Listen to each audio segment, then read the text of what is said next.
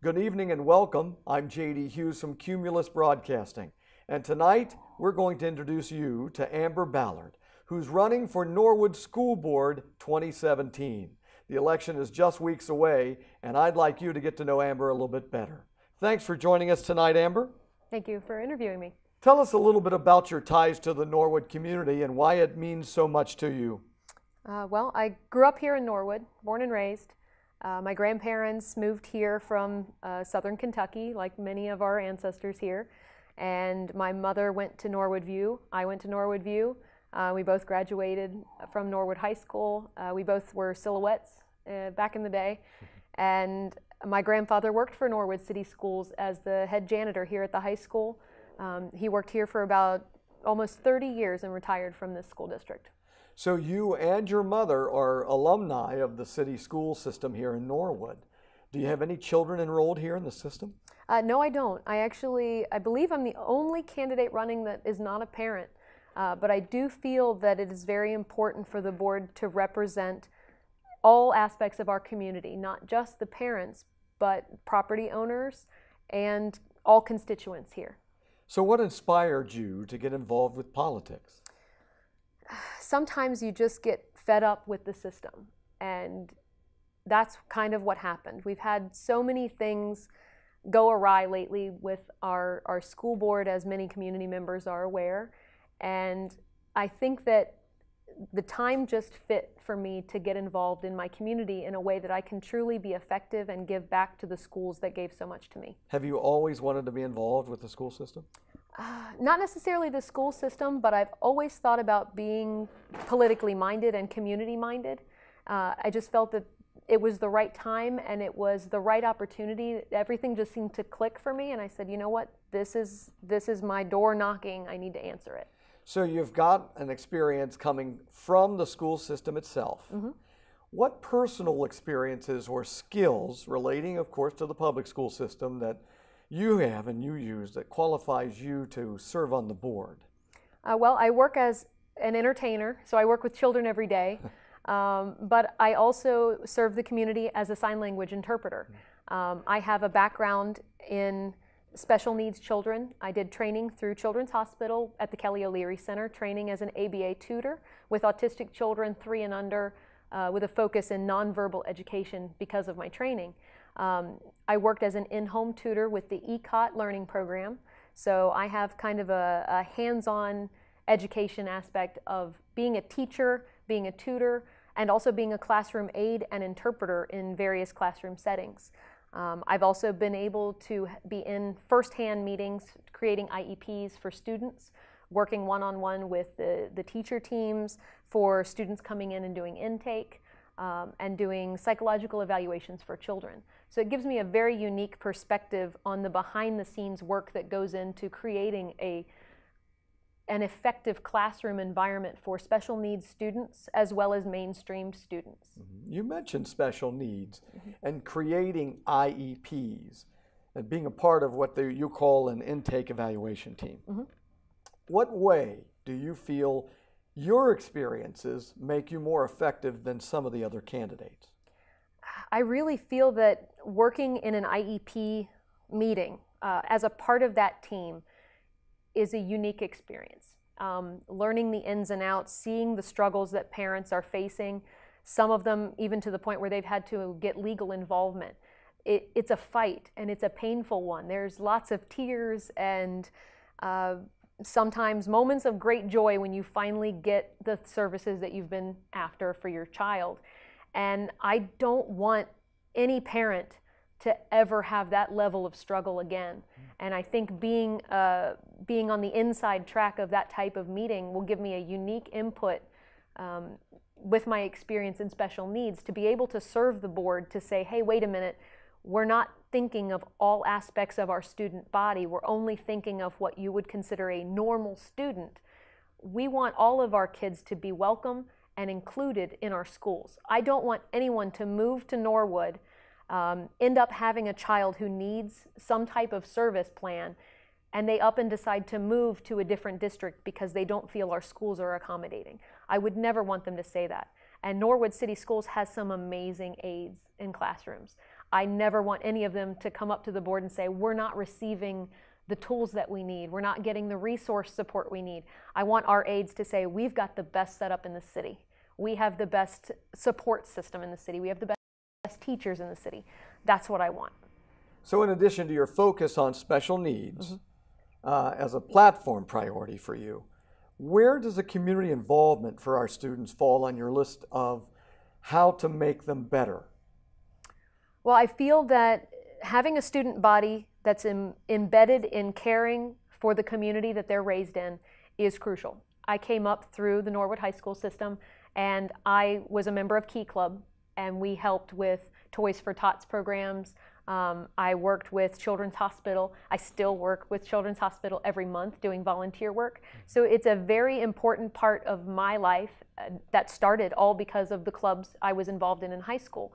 I want to see that start at a younger age. There are some community groups already in place, like Avenues for Success, that work closely with the children in the community doing back to school programs, and we've done all kinds of different local events for the students here. But I would really like to see a little bit more done in partnership with our city council. I would love to implement a program that I call Seniors Helping Seniors. So we would take seniors that are in the graduation program ready to graduate but still in need of service hours. And we could send them to our city council meeting where they would receive either a paper document or something that would have a roster of local seniors or disabled folk that need help with certain projects around the house. We've all kind of heard those stories of, you know, oh, my mom got a letter. It said she's going to receive a ticket if this and such isn't finished.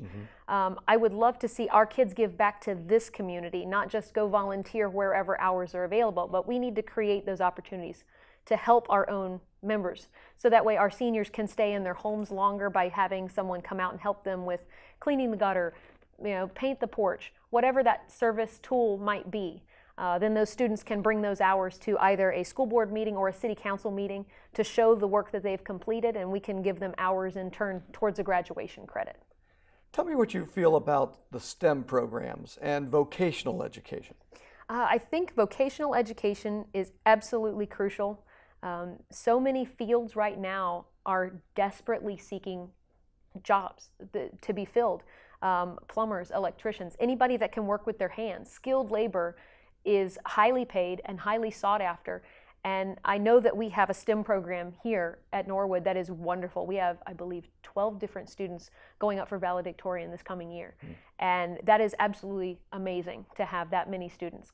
But we cannot forget about the other aspects of hands-on work that needs to be done. STEM programs are wonderfully inclusive for technology, but not everyone can go into a technological vocation, and not everyone should, because then we end up with too many people in technological fields and no one in any actual labor skilled fields. We used to have a very in-depth vocational program right here on campus. We had shop, we had home ec, and all the traditional wood shop type classes here at the school. The Great Oaks programs then kind of took that over for us, and we work closely with Oaks so that kids get a hands-on education for at least 2 years of their high school experience. I do feel that some kids may not know the benefits of vocational school versus a traditional high school experience, but not every child is a book learner. Some of us are hands-on learners. I know I was. I think I would have benefited greatly in a vocational program, but I was really driven to be a part of my clubs and activities here in the high school. So I kind of had to make that choice. I would like to work closely with developing a way for those vocational kids to still have part of that experience, to be able to allow them to be in more clubs and part of this community as well. So that way, if they do decide to go to Great Oaks, they're not feeling like they've left Norwood. Now, there's been a lot of talk online about traffic and walking safety. How can the board help to dispel some of these issues? Well, currently, some of the the PTO at Sharpsburg in particular hosted a meeting recently with AAA, and AAA is establishing a safe walk to school type program. And they already have very successful results in several schools around the greater Cincinnati and northern Kentucky area. A couple of our administrators recently toured a couple of those schools that are similarly designed to the ones we have here in Norwood, and they're looking at potentially developing a program very similar to those for us here.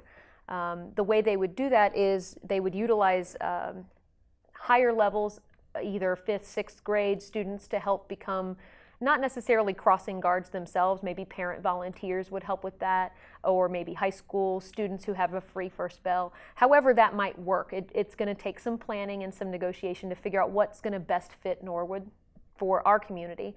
But we don't have a safe drop-off zone for our elementary schools. We have very unique traffic conditions here, especially for Sharpsburg Elementary, because they have the elementary school and the primary school directly across from one another. So as that would serve with a 5-way intersection, you can imagine there's an increased level of danger there. So we want to work closely with AAA to develop a plan that's going to allow our students to be safety ambassadors. They're going to help train the younger kids on how to look both ways, how to be safe in the streets, how to not run out in front of traffic. Just all of these tools that they can use to then be safe students. We want to also encourage those kids to walk to school rather than necessarily be dropped off. We are a very small community. We're only about 3 miles wide, so a lot of us are walkers in this community. But because of our recent split up from 4 elementaries down to 3, we have more driving traffic than ever before. So if we can support a walking community that is knowledgeable on safety regulations, we can increase our walking population, reduce how many drivers and drop-offs we have in the morning, and help control some of the safety risks that are involved there. So how can parents or community members or school staff contact the board with their ideas and concerns? Well, right now, we're looking into potentially changing the entire website, and I would love to support that to make it more user-friendly, have a division for each separate school with information in regards to community events, school sports, lunch menus, and then also set up a direct email for the board. So that way folks can drop a line with questions and concerns that they have that we can easily find and address each month during our board meetings. And if it's something that can be answered before a board meeting, then we can go ahead and acknowledge that right away. That way they're not waiting for months on end for a response, and they're able to easily reach out to us and feel heard by the board.